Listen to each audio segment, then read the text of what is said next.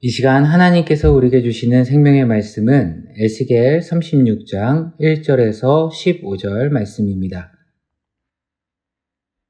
하나님의 말씀을 봉독하겠습니다.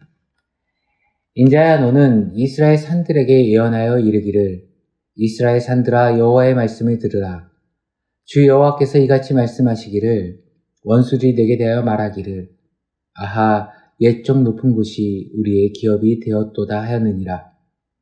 그러므로 너는 예언하여 이르기를, 주 여호와께서 이같이 말씀하시기를, 그들이 너희를 황폐하게 하고 너희 사방을 삼켜 너희가 남은 이방인의 기업이 되게 하여 사람의 말거리와 백성의 비방거리가 되게 하였도다. 그러므로 이스라엘 산들아, 주 여호와의 말씀을 들을지어다. 산들과 맷뿌리들과 시내들과 골짜기들과 황폐한 사막들과 사방에 남아 있는 이방인의 노략거리와 조롱거리가 돼버린 성읍들에게 주 여호와께서 이같이 말씀하셨느니라.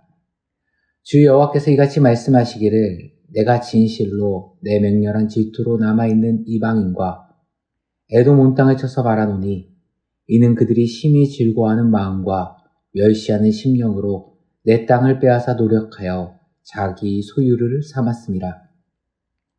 그러므로 너는 이스라엘 땅에 대하여 예언하되, 그 산들과 맷뿌리들과 시내들과 골짜기들에 관하여 이르기를, 주 여호와께서 이같이 말씀하시기를, 내가 내 질투와 내 분노로 말하였나니 이는 너희가 이방의 수치를 당하였음이라. 그러므로 주 여호와께서 이같이 말씀하시기를, 내가 맹세하였은즉 너희 사방에 있는 이방인이 자신들의 수치를 반드시 당하리라. 그러나 너희 이스라엘 산들아, 너희는 가지를 내고 내 백성 이스라엘을 위하여 열매를 맺으리니 그들이 올 때가 가까이 이르렀음이라. 내가 돌이켜 너희와 함께하리니 사람이 너희를 갈고 심을 것이며 내가 또 사람을 너희 위에 많게 하리니 이들은 이스라엘 온 족속이라. 그들이 성읍들에 거주하게 하며 빈 땅에 건축하게 하리라. 내가 너희 위에 사람과 짐승을 많게 하되 그들의 수가 많고 번성하게 할 것이라. 너희 전 지위대로 사람이 거주하게 하며 너희를 처음보다 낮게 대우하리니 내가 여호와인 줄을 너희가 알리라. 내가 사람을 너희 위에 다니게 하리니 그들은 내 백성 이스라엘이라. 그들은 너를 얻고 너는 그 기업이 되어 다시는 그들이 자식들을 잃어버리지 않게 하리라. 주 여호와께서 이같이 말씀하셨느니라. 그들이 너희에게 이르기를, 너는 사람을 삼키는 자요 내 나라 백성을 제거한 자라 하거니와 내가 다시는 사람을 삼키지 아니하며 다시는 내 나라 백성을 제거하지 아니하리라. 주 여호와의 말씀이니라. 내가 또 너를 여러 나라의 수치를 듣지 아니하게 하며 만민의 비방을 다시 받지 아니하게 하며 내 나라 백성을 다시 넘어뜨리지 아니하게 하리라. 주 여호와의 말씀이니라 하셨다 하라. 아멘. 오늘은 너희와 함께하리니 라는 제목으로 하나님 말씀 증거하도록 하겠습니다. 하나님은 사람을 단순히 유의의 대상으로 창조하신 것이 아닙니다. 하나님의 사랑을 온전히 누리게 하시고 하나님과 친밀한 관계성 속에서 참된 행복과 능력을 경험케 하시는 관계적인 존재로 창조하셨습니다. 하지만 하나님의 택한 백성 이스라엘마저도 하나님 없이도 나는 충분히 잘 살 수 있어 하나님의 품을 떠나 허랑방탕하게 유리하는 인생길을 걸었습니다. 하지만 오늘 하나님께서는 그런 그들에게 회복을 약속하며 말씀하십니다. 어제 에돔을 향한 심판의 메시지에 이어가지고 오늘은 에돔으로 인한 고난과 핍박을 경험한 이스라엘에 대한 회복의 메시지를 선포하고 계십니다. 어제 본문을 하나님께서 다시 두 단어로 압축하고 계십니다. 이방인의 기업이 되게 하여. 에돔이 바벨론에게 유다가 식민지가 되도록 주도하고 도왔다는 것입니다. 두 번째, 사람의 말거리와 백성의 비방거리가 되었다. 에돔이 이스라엘을 향하여 욕한 것을 하나님이 들었고 그것을 세상의 많은 사람들이 들었다는 것이죠. 이것은 이스라엘이 택한 백성으로 감당해야 할 기능과 사명의 실패를 떠나 그들을 택하신 하나님의 선택과 능력에 대한 부정, 즉 하나님을 향한 도전으로 여겼다는 것입니다. 5절을 보시면 주 여호와께서 이같이 말씀하시기를 내가 진실로 내 맹렬한 질투로 남아있는 이방인과 에돔 온 땅을 쳐서 말하노니 이는 그들이 심히 즐거워하는 마음과 멸시하는 심령으로 내 땅을 빼앗아 노력하여 자기 소유를 삼았습니다. 오늘 에돔에 대한 심판의 근거, 그 이유는 두 가지로 이야기하시죠. 그들이 이러한 유다의 멸망을 심히 즐거워하는 마음, 통쾌하는 마음으로 바라봤고 그리고 그를 무시하고 멸시하는 마음이 있었다는 겁니다. 하지만 하나님은 왜 이런 악한 에돔, 그들이 득세하는 것을 용납하시고 허용하시는 걸까요?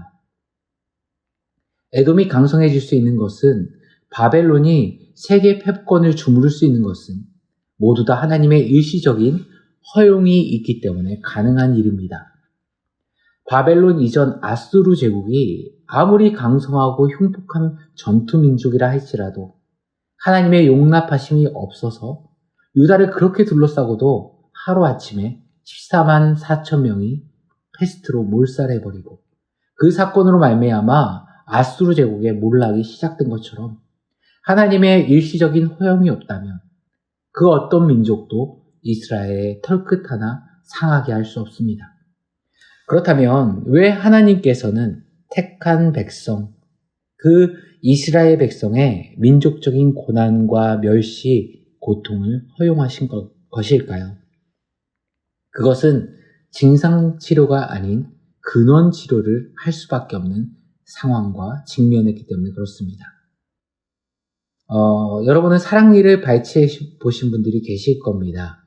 저는 불행히도 4개의 사랑니 모두를 발치했는데요. 3개의 사랑니는 평범하게 나서 빼는 게 그렇게 어렵진 않았습니다. 그런데 오른쪽 아래의 사랑니는 흔히 말하는 매복 사랑니였습니다. 사랑니가 위로 난 것이 아니라 뿌리에서부터 옆으로 자라나서 잇몸 안에 있는 상태였습니다. 보통 매복 사랑니는 잇몸을 절개하고 사랑니를 감싸고 있는 턱뼈 조각을 잘라냅니다. 그리고 그 안에 있는 사랑니를 뽑고 다시 뼈를 덮고 봉합하는 방법을 통해서 수술이 진행되는데 그 과정을 알고 나니까 선뜻 사랑니를 뽑겠다 말을 못하겠더라고요. 그래서 미루고 아프면 한 일주일은 통증 때문에 고생하다가 괜찮아지면 한 반년 정도 어려움 없이 살아가고 그렇게 하기를 거의 7년, 8년 동안 버텼습니다. 그런데 이 사랑니가 옆으로 나다 보니까 양치도 완벽하게 하기 어렵겠죠. 또 어금니와 맞물려서 어금니까지도 손상이 가기 시작하는 겁니다. 그래서 단단히 마음을 먹고 대학병원에 가서 매복 사랑니를 뽑았는데요. 일주일 동안 얼굴이 퉁퉁 붓고 너무나도 아프고 힘들었습니다. 그런데요, 그 고통의 일주일이 지나고 나니까 다시 상처 부위가 봉합되고 잇몸에 살이 붓기 시작하니까 진짜 언제 그랬냐는 듯이 통증도 어려움도 더 이상 겪을 필요가 없습니다. 그래서 지금도 제 주변에 누군가 사랑니로 고생하면 그냥 가서 뽑는 게 제일 빠르다 이야기합니다. 미루면 미룰수록 본인만 손해봅니다. 이스라엘도 동의합니다. 이미 썩어버리고 신경을 건드려서 고통으로 신음하는 그 근원을 치료하기 위해서는 사랑니 발치와 같이 하나님의 심판을 통해 바벨론을 통해 뽑아내시는 겁니다. 물론 뽑힐 때의 아픔과 통증, 고통이 있겠죠. 하지만 그 아픔과 고통과 통증의 시간이 지나게 되면 다시금 살이 차오르고 힘이 회복되는 시간이 도래하게 되면 온전히 이전보다 더 건강한 모습으로 변할 수 있는 것처럼 하나님께서 이 바벨론을 통해서 그들을 심판하시고 그들에게 하나님의 뜻을 이루어 가실 때 당시 이스라엘에게는 뽑힘의 아픔이 있겠지만 하나님의 때에 더 강건해질 것을 말씀하고 계시는 겁니다. 오늘 8절부터 10절까지 보면 그러나 너희 이스라엘 산들아 너희는 가지를 내고 내 백성 이스라엘을 위하여 열매를 맺으리니 그들이 돌 때가 가까이 이르렀습니다. 에돔이 짓밟아 황폐케 되었고 생명의 기원이 없어진 그 땅에 생명의 주관자이신 하나님이 열매가 나게 하시고 가지가 나게 하신다는 겁니다.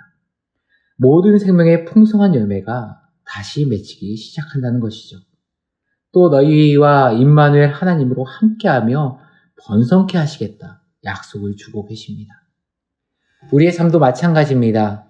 때론 내 삶에서 하나님의 손길이 굉장히 아프게 다가오고 내 삶의 고통과 통증이 점점 더 심해질 것만 같은 때가 올 때가 있습니다. 하나님은 왜 나에게 이런 고통과 아픔을 허락하셨을까? 때로는 해석도 납득도 이해도 안 되는 순간도 마주하기 시작합니다.